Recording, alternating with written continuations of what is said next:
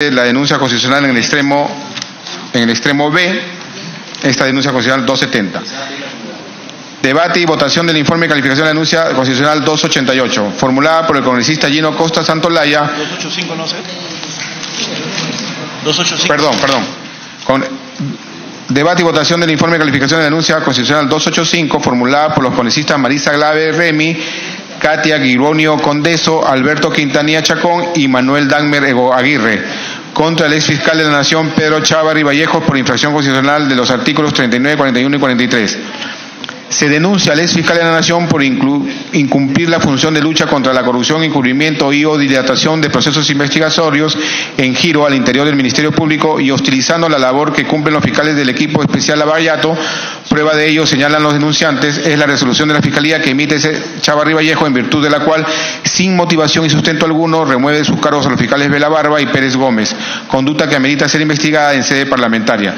Se declara la procedencia porque de los hechos relatados en la denuncia y los anexos que se acompañan de la misma, se desprendería que la conducta del enunciado exfiscal de la Nación Pedro Chávarri Vallejo configurarían infracciones constitucionales en las que habría incurrido y que demandan investigación de la subcomisión. Se solicita al secretario técnico dar lectura de la parte pertinente del informe de calificación. Informe de calificación, denuncia constitucional número 285. De conformidad con lo establecido en el inciso B del artículo 89 del Reglamento del Congreso de la República, Oficialía Mayor ha enviado a esta subcomisión de acusaciones constitucionales la denuncia constitucional número 285 formulada por los congresistas Marisa Glave Remy, Katia Guibonio Condeso, Alberto Quintanilla Chacón y Manuel Dagmer Aguirre contra el exfiscal de la Nación Pedro Gonzalo Chávarri Vallejos por infracción constitucional a los artículos 39, 41 y 43. Conclusión primera. Por los argumentos expuestos en el análisis que antecede, de conformidad con el inciso C del artículo 89 del Reglamento del Congreso de la República, la Subcomisión de Acusaciones Constitucionales declara procedente la denuncia constitucional número 285 formulada por los congresistas Marisa Glave Remy, Katia Guibonio Condeso, Alberto Quintanilla Chacón y Manuel Dagmer Aguirre contra el exfiscal de la Nación Pedro Gonzalo Chávarri Vallejos por infracción constitucional a los artículos 39, 41 y 43. Solicitar a la Comisión Permanente el otorgamiento del plazo investigatorio para realizar los actos correspondientes, Lima, 14 de enero de 2019.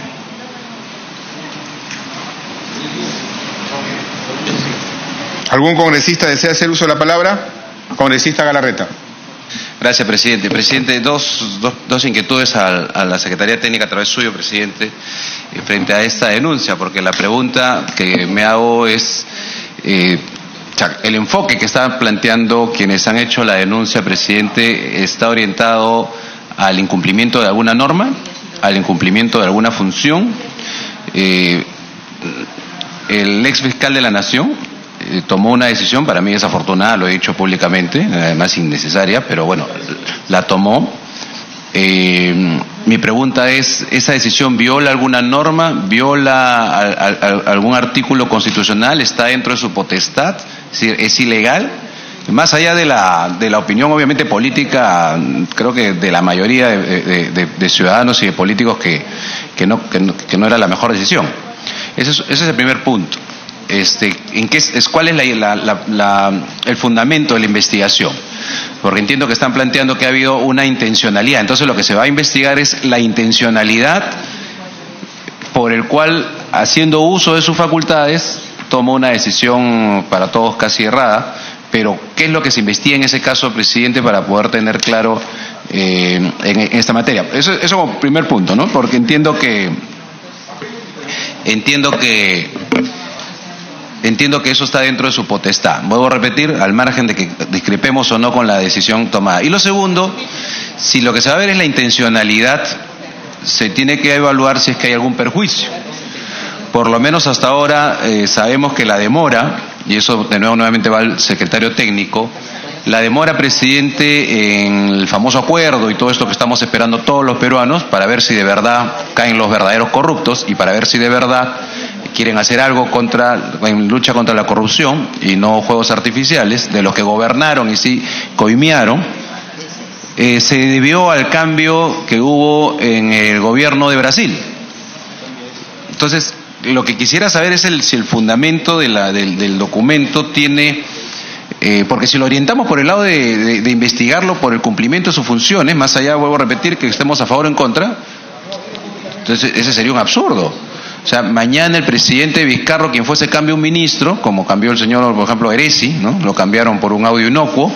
Entonces cualquiera puede pensar que lo cambiaron porque quería favorecerlo, para que no se sepa que él fue proveedor de Odebrecht, entonces puso otro ministro, etc. Entonces, y presenta un ciudadano una denuncia y acá lo aprobamos así nomás alegremente. Entonces, mi pregunta, presidente, como voy a repetir, quiero un fundamento. Yo soy un feliz políticamente incorrecto, o sea, yo no me voy de acuerdo a la corriente ni a donde llevan a la mayoría de gente de las narices. Yo quiero fundamento correcto de que si vamos a iniciar una investigación por ejercer una función, o porque hay que buscar en la investigación una intencionalidad, lo cual ya es un poco más subjetivo, pero sí quisiera saber eso. Secretario técnico. Presidente, en la calificación de la denuncia propuesta en el informe se advierte, y creo se absuelve la consulta que formula el congresista Luis Galarreta. Si usted me permite, doy lectura a la parte pertinente con la sentencia del tribunal. El informe de calificación de la denuncia constitucional 285, en concordancia con lo establece el inciso C del reglamento del Congreso en su artículo 89, señala que uno de los criterios a considerar para la calificación de las denuncias es que se refieran a hechos que constituyan infracción de la Constitución y o delitos de función previstos en la legislación penal. En el análisis que formula la Secretaría Técnica se tiene lo siguiente: que el denunciado habría contribuido a perturbar la justicia por cuanto no cumplió con la política pública de la lucha contra la corrupción, que de acuerdo a las expresiones de algunos operadores de justicia, el denunciado mediante su asesor habría ejecutado actos para entorpecer u obstruir el acuerdo de colaboración eficaz con Odebrecht. Además, que dichos operadores de justicia habrían sido hostilizados en el ejercicio de sus funciones por parte del denunciado. En base a estos hechos, el denunciado habría infringido los artículos 39, 41 y 44 de la Constitución Política, que regulan la función pública y el Estado, nación y territorio, estableciendo cláusulas para la lucha contra la corrupción. Al respecto, el Tribunal Constitucional ha establecido en reiterada jurisprudencia lo siguiente: a su vez, no solo cabe considerar que el buen funcionamiento de la administración pública constituye un bien de índole constitucional cuya protección podría justificar la intervención del derecho penal, sino que el propio combate contra toda forma de corrupción goza también de protección constitucional, lo que este tribunal ha deducido de los artículos 39 y 41 de la Constitución, sentencia 006-2006 CC, resolución de declaración, así como del orden democrático previsto en el artículo 43 de la Constitución, expedientes 9-2007 ahí, 10-2007 ahí, acumulados, fundamento número 58. Ello resulta coherente con el preámbulo de la Convención Interamericana contra la Corrupción, la cual establece que la democracia representativa, condición indispensable para la estabilidad, la paz y el desarrollo de la región, por su naturaleza exige combatir toda forma de corrupción en el ejercicio de las funciones públicas, así como los actos de corrupción especialmente vinculados con tal ejercicio. Ese ha sido el análisis que ha desarrollado la Secretaría Técnica para tratar de encontrar el fundamento jurídico y concordarlo con lo que prescribe el inciso C del artículo 89 del reglamento del Congreso, señor presidente. Para que concluya, congresista Galarreta. Presidente, ok, entonces lo que entiendo es que no se está cuestionando, porque no debería cuestionarse, más allá de que si así llegó la denuncia, es la atribución que tiene, sino la subjetividad que habría que probar, ¿no es cierto?, en esta investigación que se abriría. Pero con esa tesis hay ministros de justicia que han cambiado procuradores, y es interesante ver cómo ningún procurador del Estado ha denunciado a ningún ministro que haya cambiado a procuradores para obstruir la lucha contra la corrupción, la investigación. Procuradores que estaban encontrando hechos de corrupción en el Estado, los cambiaron, ¿no? Entonces, me parece interesante ver por lo menos la doble moral de ese procurador Enco, por lo menos es importante. Yo creo que aquí a lo que nos corresponde, por lo menos a la subcomisión de acusaciones, es ver si es que los elementos jurídicos ameritan o no. Vuelvo a repetir, vamos a tener que evaluar el perjuicio, y eso es lo que tendría que orientarse si es que se aprueba, el perjuicio de esos días, entiendo, ocurrido en el acuerdo con la empresa Odebrecht, que no sé por qué evaluamos tanto si está contratando con el Estado y va a contratar sobre un montón de cosas con el Estado, si está premiada. Acá estamos cuestionándolo y ellos están premiados, pero me queda claro entonces, presidente, que lo que existe ahí es algo que aplica, por si acaso, para los señores congresistas, y hay que tenerlo presente siempre, a todos los funcionarios públicos, a todos, incluidos parlamentarios, si algún día quieren cambiar algún asesor por alguna razón, nada más, porque es bien abierta la tesis, por lo menos planteada por la Secretaría Técnica. Quería comentar eso. Gracias. Gracias. Congresista Vázquez tiene el uso de la palabra, luego la congresista Karina Beteta. Sí, bueno, a mí me queda claro que creo que el fundamento, por lo menos en esta parte, de lo expresado por el secretario técnico, ¿no? Porque claro que son atribuciones del titular de la Fiscalía de la Nación poder cambiar aún, pero hay que tener en cuenta que no es tan subjetivo este tema como se quiere dar a entender aquí, porque en primer lugar la denuncia sobre la presunción de interrupción o de obstaculización en la investigación lo están haciendo los fiscales que fueron removidos. O sea, el fiscal titular está denunciado por obstrucción de la Administración de Justicia o de la investigación por los fiscales que han sido removidos. Y en la administración pública, al menos en la experiencia que yo he tenido, salvo que alguien que tenga mayor experiencia aquí como abogado me aclare, cuando un jefe es denunciado por un subordinado, ya no puede cambiarlo, no puede removerlo, porque eso sería hostilización, o sea, ya ahí lo bloquea en sus funciones, porque el subordinado lo está denunciando por una supuesta intromisión o abuso de autoridad. Entonces, yo creo que no hay mucho de subjetivo aquí, hay que investigar y hay que llegar al fondo del asunto de estas denuncias hechas por los fiscales removidos para ver si realmente su denuncia tiene asidero o no, y eso creo que sería de responsabilidad nuestra como Parlamento, investigarlo si hay de por medio una denuncia constitucional. Gracias. Congresista Karina Beteta. Gracias, presidente. Presidente, me parece correcto y espero que la misma posición que hoy van a optar muchos colegas congresistas pueda ser materia de que también tengan la misma reflexión cuando esperemos que prontamente ingresen denuncia constitucional contra ministro de Justicia que permitieron el despido de 2 procuradoras justamente por defender al Estado. Recordemos, fueron despedidas 2 procuradoras por haber sido atrevidas a pedir medida cautelar de embargo de los bienes de estas empresas corruptas Odebrecht. 2 procuradoras fueron despedidas por haber sido atrevidas, podríamos decir en los términos que manifestaron en su momento, que sin consulta alguna ellos habrían pedido la medida cautelar para impedir que estas empresas corruptas se lleven toda la información, como también ellos solicitaron que se congelen sus cuentas. Entonces, aquí abriendo, y la verdad que vale mucho, y por eso voy a votar a favor, para llegar a la verdad, para que los demás casos también tengan la misma procedencia.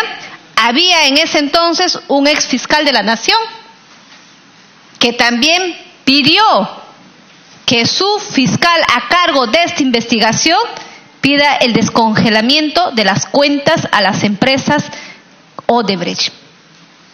Entonces, presidente, se está abriendo una oportunidad, ya que se quiere investigar y sancionar por un acto funcional que le corresponde y fuera de ser de su competencia de ratificar o no las confianzas a su personal. Entonces, aquí también habría una sanción a una ministra, a un fiscal que hicieron actos que contravienen el beneficio del Estado peruano en perjuicio de todos nosotros, porque estas empresas se llevaron la plata, se llevaron toda la documentación y no se pudo embargar sus cuentas, no se pudo allanar sus oficinas, no hay ningún detenido y no hay absolutamente nada. Gracias, presidente. Gracias, congresista Karina Beteta. Tiene el uso de la palabra el congresista Gilbert Violeta y luego el congresista Javier Velázquez Quesquén. Pide una interrupción al congresista Vázquez, señor presidente. Congresista Vázquez tiene la interrupción. Sí, solo para aclarar algo que se me fue en la intervención anterior, ¿no? En el comparativo que hizo el congresista Galarreta sobre que si nos dejamos llevar por ese criterio, nosotros ya no podríamos cambiar a nuestros asesores, ¿no? Totalmente distinto es la realidad. Nuestros asesores son personal de confianza, ¿no? En cambio, los fiscales removidos no son personal puesto a confianza a dedo, ¿no? Han entrado ahí por un concurso, una selección pública, y obviamente tienen dependencia jerárquica, pero no son cargos de confianza que se pueden remover así tan alegremente como nosotros podemos remover a nuestros asesores. Gracias. Gracias, congresista Violeta. Gracias, presidente. Yo creo que hay varias cosas que efectivamente tenemos que remarcar. En primer lugar, en esta subcomisión no puede haber un imperio de la subjetividad, es decir, no puede haber una determinación de decisiones a partir de los prejuicios políticos, ideológicos o la subjetividad en términos generales. Sí hay un aspecto bien importante que yo ya no he querido entrar en detalle en relación a algo que señalaba el congresista Velázquez Quején cuando se refiere a los dichos basados en indicios. Ese es otro debate completamente distinto, porque sobre eso hay casatorias de la Corte Suprema, hay referencias del Tribunal Constitucional, y eso será materia el momento en el que se tengan que valorar pruebas, porque también hay pruebas por indicios, no solamente hay pruebas de carácter factible, ¿no? Pero ¿qué es lo que ocurre aquí? Aquí lo que tenemos es que efectivamente, congresista Galarreta señalaba, se le puede determinar algún tipo de responsabilidad al ex fiscal de la Nación por el hecho de tomar una decisión dentro del marco de sus facultades. Esa es la pregunta que hacía. Y yo les digo, el derecho regula el ejercicio de un derecho, pero sanciona el abuso del ejercicio de un derecho. En consecuencia, también se dice, no puede haber interdicción de la arbitrariedad. ¿Qué significa eso? Que yo no puedo tomar una decisión no motivándola cuando soy funcionario público. Tiene que haber una motivación, y la motivación tiene que ser razonable. ¿Qué pasa cuando tienes un supuesto de un fiscal que toma la decisión respecto de su inferior jerárquico, y ese inferior jerárquico que está conociendo causas de naturaleza nacional, de alcance nacional, tenía un elemento importante que definir el día 11 de enero, y resulta que a partir de la determinación que toma se afecta la importancia, o más bien el desarrollo de esa diligencia? Me refiero al acuerdo de colaboración eficaz que se iba a producir el 11 de enero entre los fiscales anticorrupción y, en este caso, los colaboradores de Brasil de la empresa Odebrecht. En consecuencia, ya no se está produciendo una decisión basada solo en la subjetividad. Se está produciendo un hecho concreto. Luego tendrá que venir la discusión de la calificación de ese hecho, es decir, ¿es un acto de obstrucción, de entorpecimiento, de perjuicio al debido proceso y al desarrollo de esa investigación, sí o no? En primer lugar. Segundo, por eso, en las leyes orgánicas del Ministerio Público y del Poder Judicial hay un principio que es fundamental, que está también en los códigos procesales, el principio de juez natural. Y el principio de juez natural no es una garantía de derecho laboral. El principio de juez laboral no es para decirle que el juez tiene derecho a no ser movido mientras ve ese caso. El principio de juez natural tiene un fundamento en la necesidad de quien conoce el caso no pierda en principio la hilación del caso, y que eso se convierta a su vez en una garantía de juzgamiento para la persona que está siendo procesada.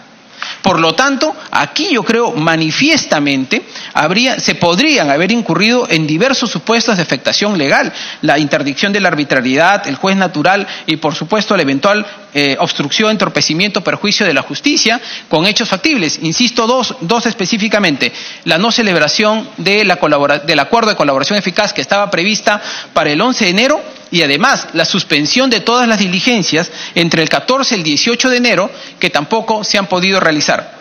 En consecuencia, presidente, más bien lo que yo noto es que, a pesar de todo esto, la calificación de este informe, la verdad, es precario. O sea, tenemos un informe de 2 páginas. Y aquí en realidad se trata de un hecho de enorme complejidad legal, que tiene muchas aristas, muy rico en términos del caso, de la jurídica del caso, pero que me parece más bien que el informe de calificación nos está limitando probablemente No lo sé, probablemente también por la propia pobreza de la misma denuncia, probablemente, pero que este es un caso que merita ser analizado y que no puede ser desestimado por esta subcomisión, a mí me parece eso fundamental. Y en relación a los fundamentos, ya los he dado a conocer, me parece que esto hay que ampliarlo, presidente.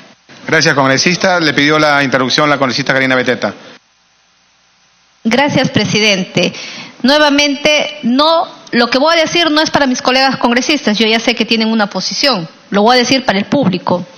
Se sigue confundiendo a la población y por ello solamente estoy haciendo uso de la palabra, señor presidente, se quiere interferir, se quiere llegar a la población a la confusión, señalar que como consecuencia de haberles removido de esa investigación a los dos fiscales, trajo como consecuencia ahora que no se va a poder llevar a cabo estas diligencias el 14 de enero del presente año en el Brasil. Es totalmente falso, por la misma versión que han brindado los que están a cargo de esta investigación de Brasil. Fueron por dos motivos principales. Uno, cambio de mando. Segundo, un nuevo ministro, y el nuevo ministro de Justicia cambia a todos los procuradores. Entonces, eso es la única verdad en Brasil. Entonces, tampoco hay que confundir a la población. Un tema que se tendrá que investigar. He dicho, voy a votar a favor de que se aperture la investigación para abrir la puerta y que también los demás puedan denunciar a un ex fiscal de la Nación y a una ex ministra de Justicia por haber destituido a dos procuradores justamente por el ejercicio de su función como procuradores en defensa del Estado. Entonces, si se abre esta puerta, me parece bien, saludo y espero que en esa oportunidad todos los colegas congresistas pueden seguir teniendo esta misma posición. Gracias, presidente. Gracias, congresista. Habiendo concluido el congresista Violeta, tiene el uso de la palabra el congresista Javier Velázquez Quequén. Presidente, yo voy a fundamentar porque voy a votar en contra solitariamente de este informe. Hay una confusión. Tiene que ser una aspiración de que el país pueda tener en el futuro un fiscal natural, como hoy día la Constitución consagra como principio de una correcta administración de justicia, que haya un juez natural. Hoy día no hay un fiscal natural. Tanto que no hay un fiscal natural, y por eso creo que es no erróneo, sino creo que el análisis que ha hecho Corita Hierba Violeta no calza por la sencilla razón. Se está confundiendo el cargo con el encargo. Lo explico mejor. Yo creo que la más grande torpeza que ha cometido el ex fiscal Chávarri es haber querido remover al doctor Rafael Vela y al doctor Pérez, a quienes él le dio su confianza. No olvídense que el fiscal al que se le está imputando la infracción a la Constitución removió al fiscal Hamilton Castro, que estaba a cargo de esta investigación. Se confunde y el informe está mal hecho, por eso voy a votar en contra. Y en esto tengo una discrepancia con lo que ha opinado mi apreciado y defensor del pueblo, amigo defensor del pueblo, cuando él dice que el fiscal habría, al querer separar al doctor Rafael Vela del doctor Domingo Pérez, que para mi apreciación personal están haciendo un extraordinario trabajo en el tema del lavallato, y fue inoportuna y torpe el quererlo remover cuando ya estaban para culminar el producto de la investigación que por confianza les había entregado el ex fiscal. Entonces, hay una discusión. Yo la tengo clara, pero es discutible este tema. ¿Qué garantiza a los magistrados la Constitución, no el reglamento? El artículo 146. La inamovilidad en sus cargos no pueden ser trasladados sin su consentimiento para los magistrados judiciales. Lo podemos hacer extensivo a los fiscales. El doctor Vela, no por encargo, no por confianza, sino por su capacidad, fue nombrado fiscal superior de lavado de activos. Y el fiscal Pérez también es fiscal titular, porque así lo estableció en base a su mérito, a su capacidad, el Consejo Nacional de la Magistratura. ¿Qué es lo que pasa? Que en el Ministerio Público hay hay como el decreto legislativo 051, que es su ley orgánica, que es de 1981, no está compatibilizada con la Constitución, hay un sistema jerárquico, ¿no? Hay un sistema jerárquico en virtud del cual el fiscal de la Nación, por mandato de la ley orgánica, puede un caso encargarle a un equipo especial. Entonces, es erróneo el argumento que se da, porque quien puede lo más puede lo menos. Si es el fiscal el que le quita la investigación al doctor Hamilton Castro por los cuestionamientos que se hicieron y él encarga al doctor Vela, es obvio que esta es una confianza. No lo estaba retirando de su cargo de fiscal superior el lavado de activos, no lo estaba retirando al fiscal Pérez. Yo creo que esa decisión era torpe, porque en este mes de enero o febrero se va a conocer todo el lavallato. Y no hay que engañarle al país. No hay nada nuevo de lo que se pueda cambiar, tal o cual fiscal lo pueda cambiar estando en las diligencias en Brasil. Todo se va a saber. El nuevo presidente de Brasil está auspiciando, el nuevo presidente de Brasil está auspiciando de que toda la información sea pública, que no haya nada reservado. Y cuidado con lo que van a votar. El presidente de la República, no Pedro Pablo Kuczynski, sino el actual presidente, el 31 de diciembre mostró su discrepancia con la propuesta de acuerdo que la empresa Odebrecht pueda contratar en el país.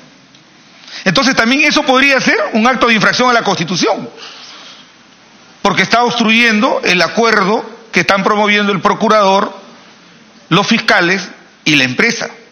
Entonces se está criminalizando la opinión, se está criminalizando. Yo creo, presidente, que los fundamentos en los que escolta el informe son muy vagos, son superfluas, no resisten análisis, y creo, presidente, de que las cosas en su debido lugar. Esperemos que se vote en función de que se pueda por lo menos haber un indicio de falta política, pero se está sentando un precedente, creo yo, de que se está criminalizando el derecho a opinar. Si mañana un señor congresista, en mérito al acuerdo, opina que no está a favor de ese acuerdo, también va a ser pasible de infracción a la Constitución, porque lo pueden tomar como obstrucción y que pueda estar perturbando la acción de la justicia. Por eso, presidente, voy a votar en contra de este informe. No habiendo otro uso de la palabra, someto a votación la propuesta del informe de calificación de la denuncia constitucional número 285. Votación nominal. Congresista Horacio Pacori. A favor. Congresista Violeta. A favor. Congresista Vázquez. A favor. A favor. Congresista Cheput. A favor. A favor. Congresista Karina Beteta. A favor. Congresista Milagros Takayama. A favor. Congresista Milagros Salazar. En contra. Congresista Velázquez Quequén. En contra.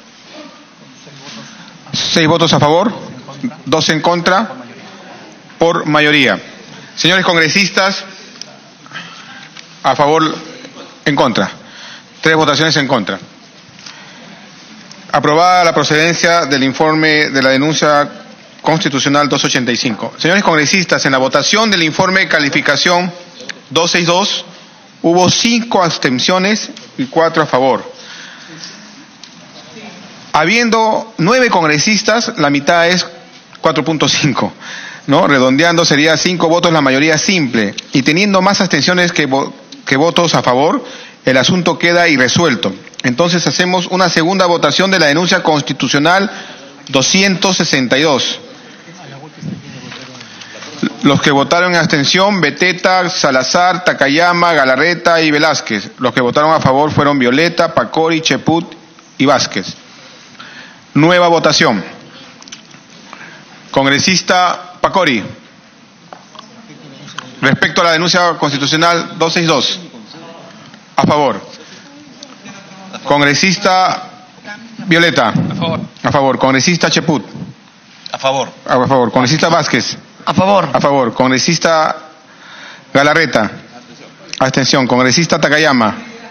Abstención. Congresista Salazar. Beteta, a favor, cambia la historia. Congresista Beteta. Abstención. Congresista Salazar. Abstención. Congresista Velázquez. Abstención. Sigue igual. No hay acuerdo. Presidente. No hay acuerdo.